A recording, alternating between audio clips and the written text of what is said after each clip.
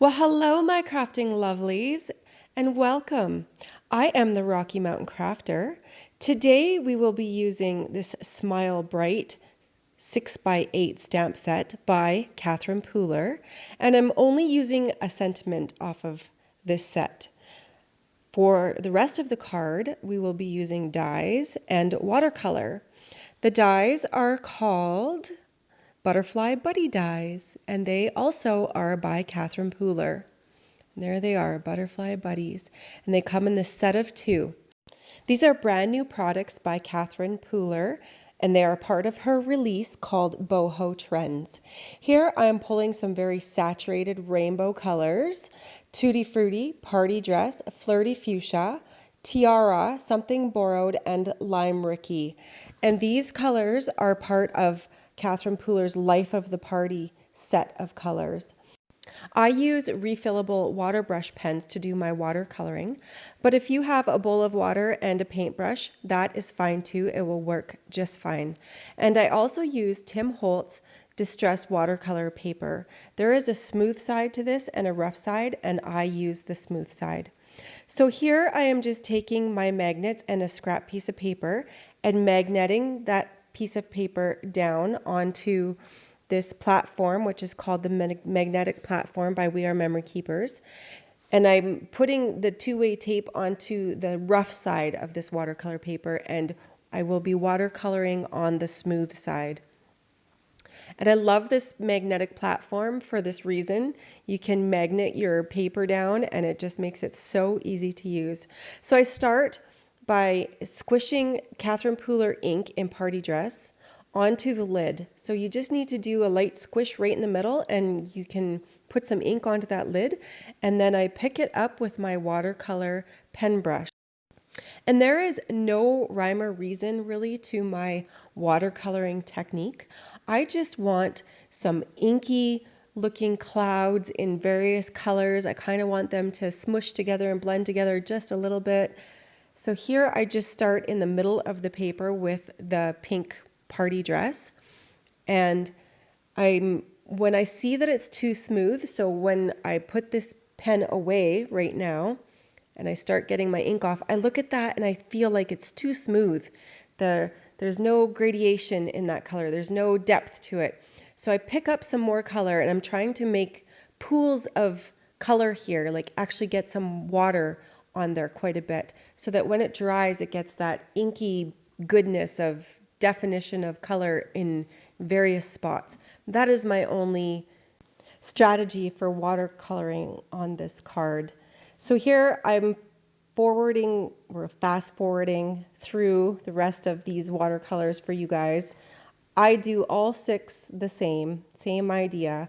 Now I use a watercolor pen brush because I am clumsy, and I fear that I will spill my bowl of water if I just use a bowl of water and a paintbrush. But if that's what you have and you're comfortable with using a bowl of water and a paintbrush, that is perfectly fine. There is no harm in that. So here I've got the majority of my card done, and look at those inky spots. I just love the pools of water that are making that depth to these colors, and I am removing it from the scrap paper and just blotting up any ink that I want to dry faster, which was that yellow. And here I'm trimming it down to a smaller size than your basic card front, just because once I have it on my card front, I want that little bit of a white edge to show through. And so I have nice white edges on this piece, and then I'll have a little bit more white edge on the card front. I am cutting out those Butterfly Buddy dies with my Sizzix Sidekick, and I run them through the Sidekick a couple of times just because I like a nice clean cut. I don't want to fuss with pieces that won't come out afterwards. So I find that running through a couple of times helps them just to get a deeper, more clean cut. And these cut beautifully. There was no problem with them whatsoever. So taking my precision press, I'm just going to put the word bright into it, line it up, getting my magnets to hold down that piece of paper, and taking the platform and picking the word bright up. Then I ink that up with VersaMark ink I prepare the spot first, of course, with my anti-static tool. And now I'm ready to ink that up with the VersaMark, and I use WOW black embossing powder. And I just put that into my little tray there so that I don't have a mess. And I love that I have this magnetic ruler and I can just hold that piece of paper down. Plus this platform, this magnetic platform is heat embossing friendly, so I don't have to worry about it. And the word bright now has a shine to it, and it goes perfectly with the card because the colors I used are bright. So now this word bright with the shine is also bright. We also have those clouds of inky goodness that run into each other. This would be a really great card to teach to children in a classroom setting, or maybe to some seniors at an old folks home. It's just a fun, easy card. My plan here was to use Memento ink for the words that precede the word bright. However, the watercolor paper absorbed the black ink so much that they looked gray. So in the end, I just chose to do that again the same way that we already have with VersaMark and embossing powder and heat set that. So I'm just doing all that, repeating that whole process over again. So I have it here with the embossing powder and wiping away any excess with my little paintbrush. That's a great tip. Just wayward pieces can get in the way. And I love this platform again for the magnetic ruler and being able to heat emboss right on top of it. And look at how bright and fun these words are. They just go so perfectly with the brightness of the card. And here my paper is a little bit warped, you can see it. So if you just flip over your paper and heat set it from the back, sometimes that's enough to unwarp it. I did get some wayward black embossing powder on the front of this card, just one little bit. And I slowed this right down for you guys. If you take something sharp, here I'm using my scissors, or you could use tweezers, and you just scrape it off, because all that it is a piece of melted plastic sitting on top of your card. And if you can just scrape that away, and it came off no problem. And in doing that, sometimes it'll leave just a little anomaly on the top of your card. So if you take your adhesive remover and just rub it out, it will make it uniform with the rest of the card afterwards, so that your eye does not pick it up when you look at the card front. Nobody will know but you, and there's nothing visual left behind this way. So that's just a little tip for you guys.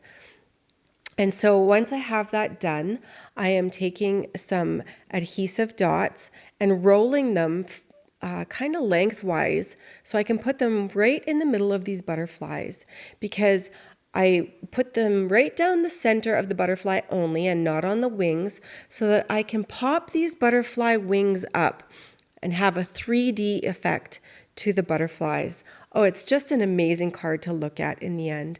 The brightness of that plus the black really brings out the contrast of the colors. It's just beautiful. Here I'm using some 3D foam tape, and I'm using quite a lot because I want to really put some stabilization behind this card so that it sits nice and flat on the card front. And I grab a Color Play base, which are pre-made already, and I use my bone folder just to fold at the score line.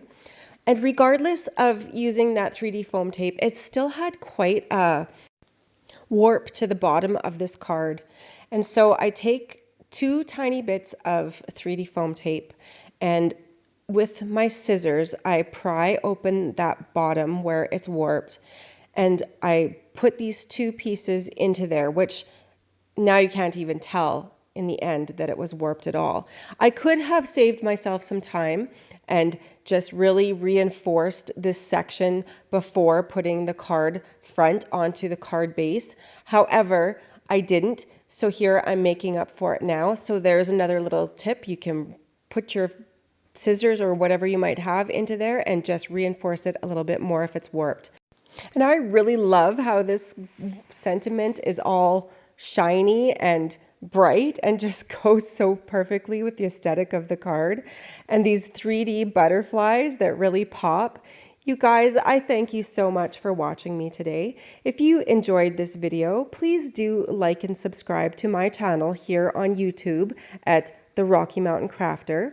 You can also follow me on my blog at therockymountainCrafter.com, and you can like and subscribe to me on Facebook and Instagram, The Rocky Mountain Crafter. Thank you so much. Have a wonderful week. Bye-bye.